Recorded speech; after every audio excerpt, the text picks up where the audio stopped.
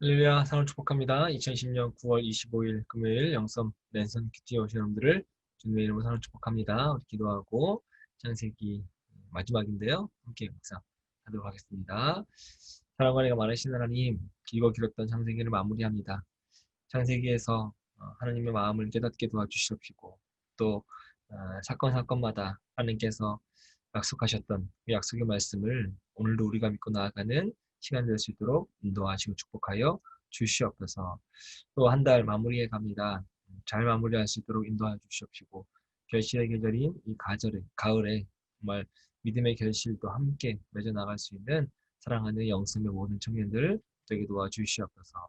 감사드리며 거룩하신 예수님의 이름으로 이제를 기도합니다. 아멘. 네, 한 주간 잘 지내셨을 줄 믿습니다. 오늘도 승리하고 또 오늘 말씀과 대면에서 하나님의 자녀가 되는 여러분들이 되시기를 주님의 이름으로 간절히 축복합니다. 길고 길었던 창세기가 오늘로 마무리합니다. 지금까지 창세기 말씀 묵상하면서 하나님께서 사람을 창조하시고 자신의 형상대로 창조한 인간에게 하나님의 축복을 주시고 그리고 끝까지 지켜주시겠다라고 하는 창세기의 핵심 메시지를 여러분이 잊지 않고요. 또 하나님의 약속의 말씀 믿고 살아가는 여러분 되시기를 저도 오늘 기도하겠습니다. 오늘은 창세기 50장 15절에서 26절인데 제목을 이렇게 지을 수 있을 것 같습니다. 용서의 확인과 요셉의 죽음에 대해서 말씀을 함께 나누도록 하겠습니다. 아버지 야곱이 죽습니다. 그러고 나니까 형들이 다시 요셉을 두려워해요. 아직도 과거의 죄가 형들의 마음을 아마 자유롭게 하지 못한 듯합니다. 요셉은 형들을 이미 용서했는데 말이죠. 아버지가 돌아가신 마당에 그동안 아버지를 생각해서 분노를 숨기고 있던 요셉이 그냥 자신들을 해야지 않을까 하는 마음이 형들에게 생겼습니다. 그래서 형들은 요셉에게 아버지 유언을 상기시키면서 다시 한번 자신들을 용서하기를 바란다라고 이야기합니다. 창세기 본문에 나타나 있지 않지만 나중에 이 모든 것을 알게 된 야곱이 17절의 유언을 남기게 됩니다. 아우님에게 전하라고 하시면서 너희 형들이 너에게 몹쓸 일을 저질렀지만 이제 이 아버지는 내가 형들의 허물과 죄를 용서하여 주기를 바란다. 아버지가 이야기한 거죠. 이 말을 듣고 요셉이 울어요. 왜냐면 형들이 애굽에 들어와 한 지 17년 정도 지났거든요. 근데 아직도 형들 마음속에 뭐가 있냐면 부담감이 있었습니다. 그리고 진심으로 용서한 자신의 마음을 이해하지 못한 대한 안타까움이 이 요셉에게 있었어요. 그러니까 이 이야기를 듣고서 요셉이 울게 됩니다.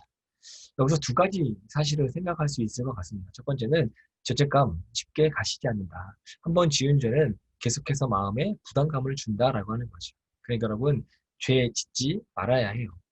요셉의 형들은 용서받은 지 17년이 지났음에도 불구하고 아직도 죄책감에 휩싸여 살고 있는 것이 요셉의 형들입니다. 두 번째는 자기의 진심을 상대방이 몰라줄 때가 있다. 그것이 인생이다라고 하는 거죠. 요셉의 진정한 용서를 형들은 온전히 받아들이지 못하고 있습니다. 근데 형들에 대한 요셉의 마음은 진심이에요. 요셉의 마음이 19절과 20절에 잘 나타나 있거든요. 두려워하지 마세요. 내가 하나님을 대신하기라도 하겠습니까? 형님들은 나를 해치려고 하지만 하나님은 오히려 그것을 선하게 바꾸셔서 오늘과 같이 수많은 사람의 생명을 구원하셨습니다. 라고 요셉이 이야기합니다. 요셉의 이 고백은 자신의 생애를 회고하면서 한 고백입니다. 비록 형들이 요셉을 해치려고 했지만 하나님은 그것을 선으로 바꾸셔서 요셉으로 하여금 많은 생명을 구원하게 하셨다라고 하는 거죠. 이 고백은 우리의 생애에 혹여나 원치 않은 일이 발생할지라도 하나님은 그것을 선으로 바꾸시는 전능하신 하나님이라고 하는 신앙의 고백입니다.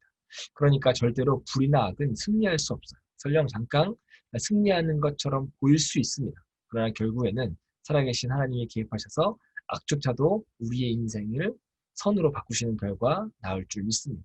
우리도 요셉처럼 인생에 어떤 불합리한 일이 벌어진다 할지라도 포기하지 마세요. 끝까지 선한 결과를 기대하는 여러분 되시기를 바랍니다. 그러면서 요셉은 형들을 안심시키죠. 그리고 약속합니다. 자녀들도 내가 돌봐주겠다 라고 약속해요. 두려워하는 형들을 따뜻하게 위로해주고 있습니다.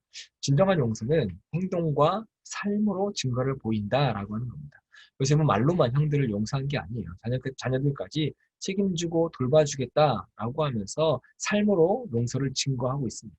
요셉이 형들을 용서하면서 말로만 하는 것이 아니라 형들의 자녀들까지 책임지고 돌봐주겠다라고 하는 실천이 자신의 말에 책임을 지고 있다라고 하는 거죠. 신앙은 말이 아니라 행동까지 이어지는 것이 참 신앙이다라고 하는 거죠. 야고보서 2장 14절부터 16절에 내 형제들아 만일 사람이 믿음이 있노라 하고 행함이 없으면 무슨 유익이 있으리요. 그 믿음이 능히 자기를 구원하겠느냐. 만일 형제나 자매가 헐벗고 일용할 양식이 없는데 너희 중에 누구든지 그에게 이르되 평안히 가라 덥게 하라 배부르게 하라 하며 그 몸에 쓸 것을 주지 아니하면 무슨 유익이 있으리요. 이와 같이 행함이 없는 믿음은 그 자체가 죽은 것이다 라고 이야기합니다. 제가 좋아하는 책이 있는데요. 쉐인 클레어본의 믿음은 행동이 증명한다 라고 한 책입니다. 이 책의 한 구절이 이렇게 나와요. 예수님을 만나고 그분을 따르기로 결단했다면 호불호에 따라 말씀을 선별해서 실천하는 것이 아니라 삶 속에 그대로 말씀이 구현되어야 한다고 외친다. 말씀을 깨달았다면 그대로 실천해야 하는 단순한 원리에 순응해야 한다는 것이다 라고 이야기합니다. 우리도 믿음의 구체적인 증거들을 보여주는 신앙인이 되어야 합니다. 세상의 사람들이 믿는 우리들의 진심을 알 수 있도록 구체적인 행동으로 증거를 보일 필요가 있는 것이죠. 마음은 행동으로 표현된 열매를 맺습니다. 우리도 말이 아니라 행동으로, 믿음으로 살아가는 여러분이 되었으면 합니다. 그래서 누군가 나를 알게 되었을 때 혹시 교회 다니세요? 아니면 혹시 예수 믿으세요? 라고 하는 그 이야기를 들으면서 살아가는 여러분이 되기를 오늘도 주님의 이름으로 간절히 축원합니다. 오늘도 승리하시고요. 돌아오는 주일 성전 예배 함께 드렸으면 좋겠습니다. 오후 2시에 우리 성전에서 함께 만나기를 바랍니다. 주님의 이름으로 영성의 모든 청년들을 사랑하고 축복하고요. 다음 주 화요일 날 영상으로 또 만나도록 하겠습니다. 다음 주에 만나요.